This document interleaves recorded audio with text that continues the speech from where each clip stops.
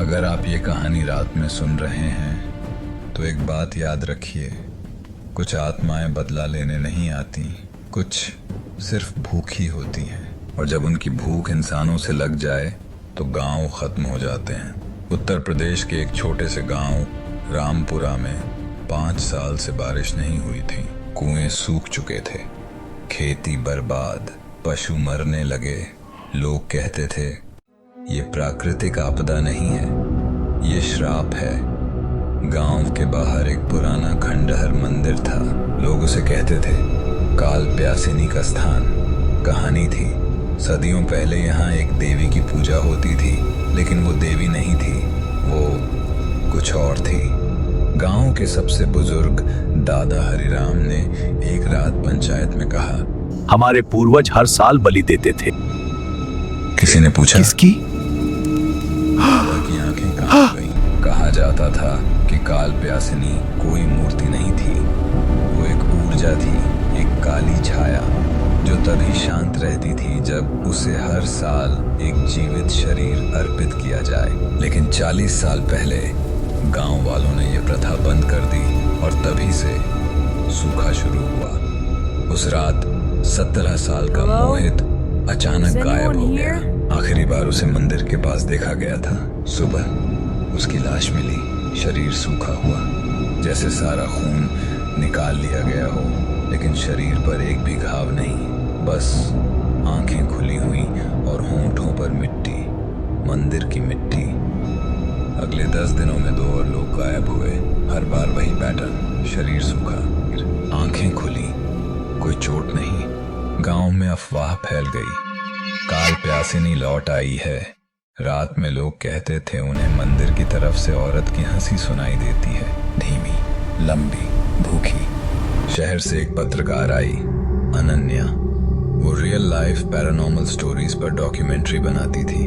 उसे लगा ये अंधविश्वास है, लेकिन जैसे जैसे वो मंदिर के पास गई, उसे अजीब चीजें महसूस होने लगी। मोबाइल नेटवर्क गायब, कैमरा ग्लिच, और हवा अचानक बहुत ठंडी। मंदिर के अंदर एक टूटी मूर्ति थी, लेकिन मूर्ति का चेहरा नहीं था, जैसे किसी ने जानबूझकर मिटा दिया हो। अनन्या ने मंदिर में कैमरा सेट किया। अचानक हवा चलने लगी। दीपक अपने आप जल उठा, कैमरा रिकॉर्ड कर रहा था, और तभी मूर्ति के पीछे से एक छाया निकली। औरत जैसी थी, लेकिन उसकी टांगें जमीन को छू नहीं रही थी। उसका चेहरा पूरा काला, आंखें खाली गड्ढे। वो फुसफुसाई। अनन्या ने पुराने दस्तावेज खोजे।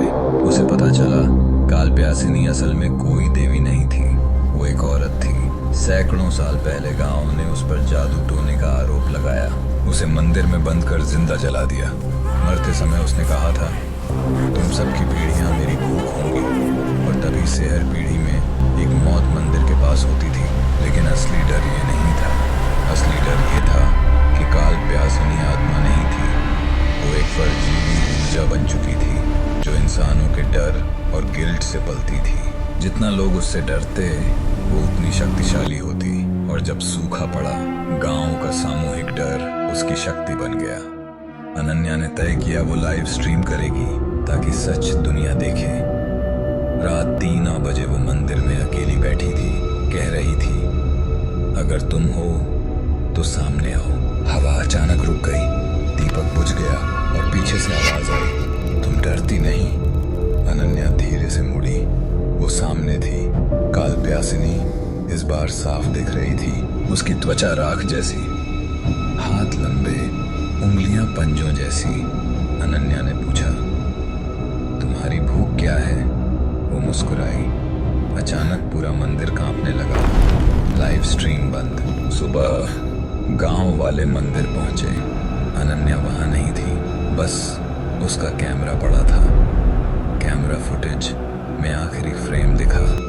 अनन्या के पीछे काली छाया खड़ी थी और स्क्रीन पर लिखा था, एक और पीढ़ी। उसी दिन शाम को 5 साल बाद पहली बार बारिश हुई। गांव खुश था, लेकिन दादा हरिराम चुप थे।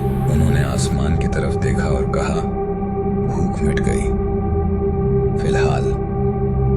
आज भी रामपुरा में मंदिर खंडहर है। लोग कहते हैं अगर कोई आउटसाइडर वहां रात बिताए तो अगली सुबह बारिश जरूर होती है। लेकिन एक सवाल रह जाता है, क्या बारिश वरदान है या कीमत चुकाने का संकेत? अगर आप ये कहानी रात में सुन रहे हैं और आपको बाहर से हवा की आवाज आ रही है तो खिड़की मत खोलना, हो सकता है वो हवा ना हो,